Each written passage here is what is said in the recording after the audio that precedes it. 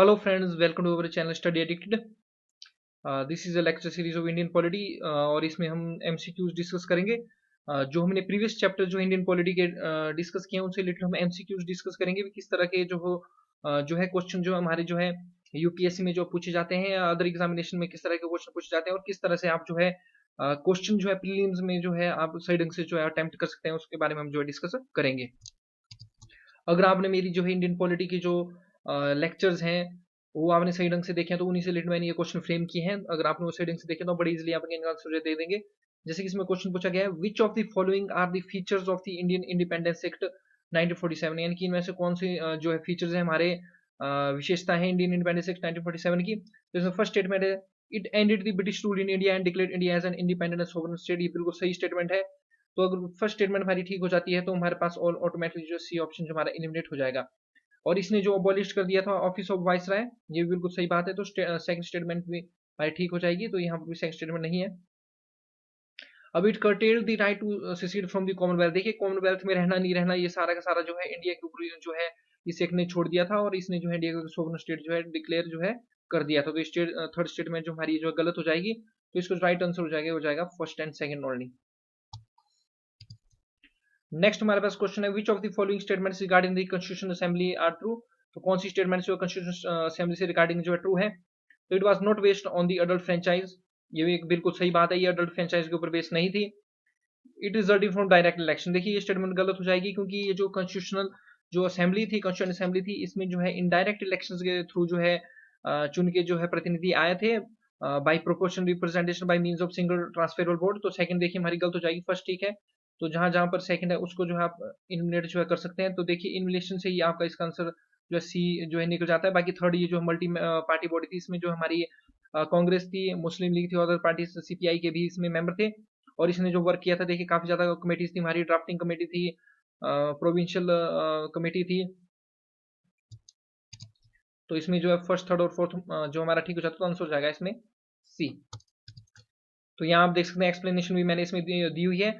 ये जो constitution assembly है ये जो डायरेक्टली इलेक्टेड नहीं थी पीपल ऑफ इंडिया के द्वारा on the basis of adult franchise, but ये जो वोटिंग जो हुई थी by the method of proportional representation by means of single transfer vote. और ये जो रिप्रेजेंट कर दी थी almost all section of society, इसमें जो कांग्रेस पार्टी थी, मुस्लिम लीग थी और अदर स्मॉल इंडिपेंडेंट ग्रुप थे, यानी कि ये जो एक मल्टी पार्टी असेंबली हम इसको बोल सकते हैं। और इसने बहुत सारी कमेटीज को जो अपॉइंट किया हुआ था जिन्होंने जो डिफरेंट टास्क जो है कॉन्स्टिट्यूशन मेकिंग से रिलेटेड जो है देखने थे। एक बात का विशेष ध्यान रखें, हमारी कॉन्स्टिट्यूशन असेंबली की जो फर्स्ट मीटिंग है वो 9 दिसंबर 1946 को हुई थी। इस तरह क्वेश्चन आपसे डायरेक्टली जो पूछे जाते हैं। और एलिफेंट जो इसकी सील थी। और 13 दिसंबर 1946 को जो ऑब्जेक्टिव रेजोल्यूशन जो है जवाहरलाल नेहरू जी के द्वारा जो है कॉन्स्टिट्यूशन असेंबली में जो मूव की गई थी। नेक्स्ट हमारे पास क्वेश्चन आता है, freedom of press in India. तो देखिए फ्रीडम ऑफ प्रेस जो हमारी कंट्री में जो आर्टिकल 19 ऑफ द कॉन्स्टिट्यूशन के द्वारा जो है ग्रांटेड की जाती है और ये भी यूपीएससी के प्रीवियस ईयर क्वेश्चन में से है। लेकिन यहाँ पर अगर आप स्टेटमेंट देखें, specially provided in the article 19 of the constitution. देखिए एक बात आप ध्यान रखें, फ्रीडम ऑफ प्रेस जो है स्पेशली मतलब डायरेक्टली हमारे कॉन्स्टिट्यूशन के द्वारा प्रोवाइड नहीं किया गया है। ये जो है इंप्लाइड होता है in the wider freedom of expression granted by the article 19 A of the constitution के तहत जो है ये जो है हमें प्रोवाइड किया जाता है। बाकी जो स्टेटमेंट्स है ये जो है इसमें गलत हो जाएगी, तो आंसर इसका जो है बी हो जाएगा।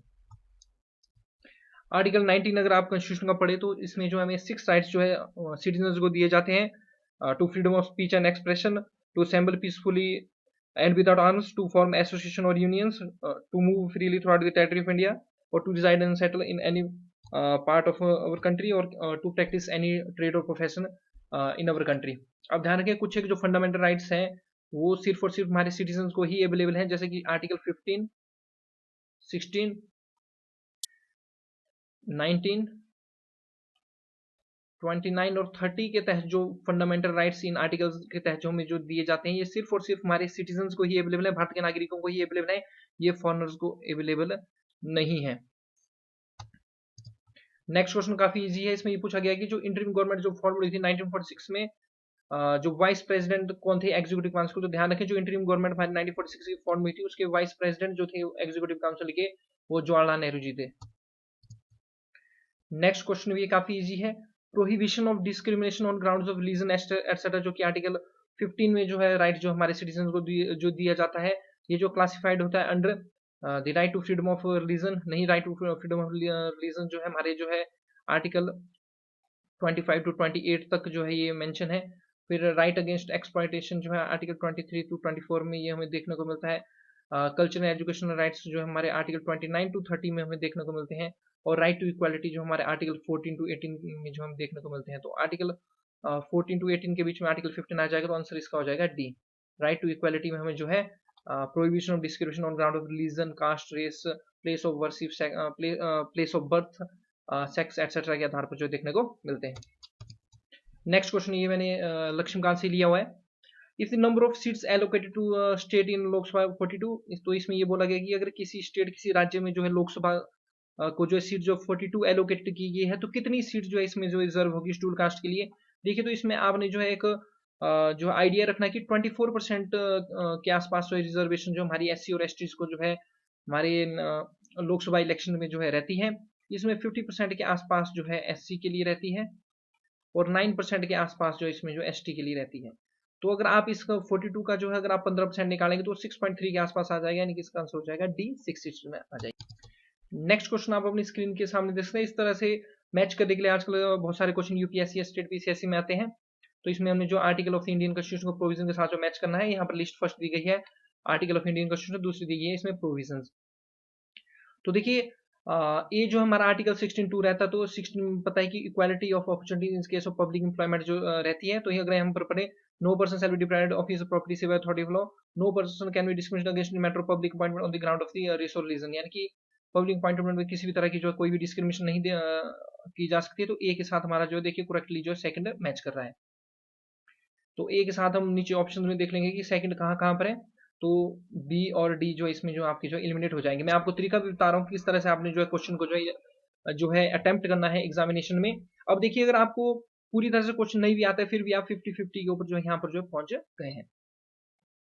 नेक्स्ट 29 और 30 अगेन थोड़े लिटिल बिट टफ जो है आर्टिकल हो जाते हैं। तो आर्टिकल 31 अगर आपको ध्यान होगा, ये 44th कॉन्स्टिट्यूशन अमेंडमेंट 1978 के तहत जो इनविलेट किया गया है, इसमें राइट टू प्रॉपर्टी जो दिया गया है। तो प्रॉपर्टी का जो आर्टिकल है यहाँ पर दिया गया, आई थिंक ये जो फर्स्ट है, तो डी के साथ हमारा जो मैच कर जाएगा फर्स्ट। तो हमने अपने ऑप्शन में देखना है कि डी के साथ जो फर्स्ट कहाँ पर है। तो देखिए, डी के साथ फर्स्ट जो हमारे ए ऑप्शन में, यानी कि इसका जो राइट आंसर हो जाएगा वो जाएगा फर्स्ट। और बी जो आर्टिकल 29(2) है, इसमें आ जाता है no citizen shall be detained admission in any education institution maintained by the state और रिसीविंग स्टेट एड और on grounds of religion, race, caste, language और एनी वन ऑफ देम। और आर्टिकल 31 में आ जाएगा all minorities whether based on region language के have fundamental right रहता है कि वो एस्टैब्लिश एडमिशन कर सकते हैं education institution of their choice. अगर आपने मेरे प्रीवियस जो लेक्चर्स हैं इंडियन पॉलिटी को सही ढंग से देखें, तो सारे के सारे क्वेश्चन आपको वहां पर जो है अटेम्प्ट किए हुए मिल जाएंगे। वहां पर मैंने सारे टॉपिक्स जो है कवर किए हुए हैं। तो आप मेरे जो लेक्चर्स रहते हैं इंडियन पॉलिटी उनको भी सही ढंग से जो है देखा कीजिए। नेक्स्ट हमारे पास रहता है which one of the following rights, इनमें से किस राइट को जो है डॉक्टर बी आर अम्बेडकर द्वारा जो है heart and soul of the constitution जो बोला गया था। तो right to freedom of religion आपको पता है आर्टिकल 25 के तहत रहता है, right to property 31, right to equality 14 to 18 आपको जो आएंगे, 25 टू 28 फ्रीडम ऑफ रिलीजन जो आपको देखने को मिलेगा, और राइट टू कॉन्स्टिट्यूशनल रेमेडी 32 में देखने को मिलती है। तो राइट टू कॉन्स्टिट्यूशनल रेमेडी को जो है बी आर अम्बेडकर जी के द्वारा जो है heart and soul of the constitution जो है कहा गया था। नेक्स्ट क्वेश्चन हमारे पास रहता है, ये रहता है which one of the following acts of British India strengthen the viceroy's authority over his executive council by substituting portfolio और departmental system for corporate function. तो आपको ध्यान होगा, पोर्टफोलियो जो सिस्टम है वो लॉर्ड कैनिंग के टाइम पे आया हुआ था, और लॉर्ड कैनिंग का जो टेन्योर है ये 1856 टू 62 जो हमारे पास रहता है। और इंडियन काउंसिल एक्ट 1861 के तहत जो ये पोर्टफोलियो सिस्टम जो हमारी कंट्री में जो है शुरू किया गया था, और लॉर्ड कैनिंग उस टाइम जो वाइस राय थे। देखिए, ये जो इंडियन काउंसिल एक्ट 1861 है, ये काफी ज्यादा जो इंपॉर्टेंट जो एक्ट है, इसने जो है मेड कर दिया था beginning of association of Indians with law making process. इसने जो रिप्रेजेंटेटिव इंस्टीट्यूशन जो है हमारी कंट्री में शुरू कर दिए थे, और इंडियन एसोसिएशन जो है लॉ मेकिंग प्रोसेस के साथ जो है शुरू कर दी थी। तो 1862 में इसी के प्रोविजन के तहत जो लॉर्ड कैनिंग ने जो है महाराजा ऑफ बनारस, राजा ऑफ पटियाला और सर दिनकर राव को जो है नॉमिनेट कर दिया था अपनी एग्जीक्यूटिव काउंसिल में। और इसने ही इंडियन काउंसिल एक्ट 1861 ने ही वाइस राय को इंपावर किया था टू इशू ऑर्डिनेंसेस। और in present time ordinance issue करने की पावर जो हमारे प्रेसिडेंट को under the article 123 of the constitution, और गवर्नर को रहती है under the article 213 of the constitution.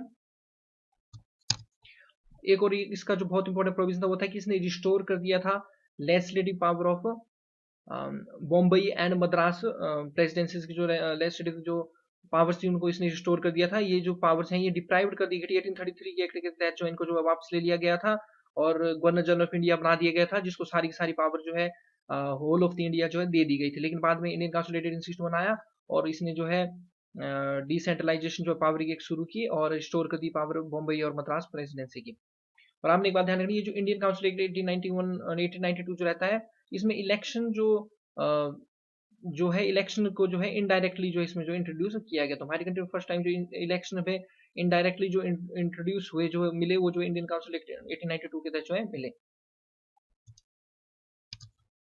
Government of India act 1858 के बाद जो है जो ब्रिटिश क्राउन है उसने जो इंडिया की जो एडमिनिस्ट्रेशन है उसकी डायरेक्ट रिस्पॉन्सिबिलिटी ले ली और इसने एक नया ऑफिस जो क्रिएट किया, जो कि काफी इंपॉर्टेंट रहता है, secretary of state for India in London.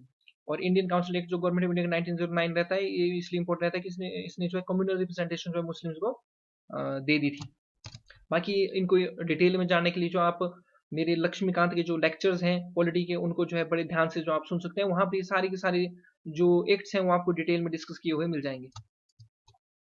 Next question काफी इजी है। इसमें ये पूछा गया कि इंडियन कॉन्स्टिट्यूशन में राइट टू इक्वालिटी जो है किन 5 आर्टिकल्स के द्वारा जो है प्रोवाइड की गई है। तो ये जो आर्टिकल 14 टू 18 जो है राइट टू इक्वालिटी जो प्रोवाइड की गई है, तो 14 टू 18 मिलेगी आपको राइट टू इक्वालिटी। फिर 19 टू 22 मिलेगी राइट टू फ्रीडम। 23 टू 24 हमें मिलती है right against exploitation. Article 25 to 28 हमें मिलता है right to freedom of religion. 29 to 30 आपको मिलेगा cultural and education right. Sorry 29 to 30 में मिलता है कल्चरल एंड एजुकेशन राइट। और आर्टिकल 32 में मिलता है राइट टू कॉन्स्टिट्यूशन रिमेडीज। तो ये 6 फंडामेंटल राइट्स हमारे कॉन्स्टिट्यूशन के तहत दिए जाते हैं। Article 14 to 18 right to equality, 19 to 22 right to freedom, article 23 to 24 right against exploitation, article 25 to 28 right of freedom of religion, और article 29 to 30 culture and education right. और आर्टिकल 32 में मिलता है हमें right to constitutional remedies. So that's the end of our this video friends. मैं इसी तरह आपके लिए जो है वीडियोस जो लाता रहूंगा, जो आपको जो है एग्जामिनेशन को ज़्यादा हेल्प करेगी। पॉलिटी के लेक्चर हम इसी तरह कंटिन्यू रखेंगे और एमसीक्यूज भी इसी तरह कंटिन्यू रखेंगे, जो कि प्रीवियस लेक्चर्स के ही ऊपर बेस्ड रहेंगे। जैसे जैसे जिन टॉपिक्स के ऊपर मैं लेक्चर डालता रहूंगा उनसे रिलेटेड मैं एमसीक्यूज भी आपके साथ डिस्कस करता रहूंगा। और एग्जामिनेशन पहले हमने जो ज़्यादा से ज़्यादा एमसीक्यूज भी डिस्कस करने, ताकि प्री में जो भी 14 से 20 क्वेश्चन अगर पॉलिटी के आते हैं तो आप उनमें से 90 से 95% 100% जो ठीक कर सके। तो आप इसी तरह मेरे चैनल को लाइक, सब्सक्राइब और शेयर करते रहिए, दूसरों की भी हेल्प करते रहिए। We rise by lifting other. Thanks very much for watching. जय हिंद, जय भारत।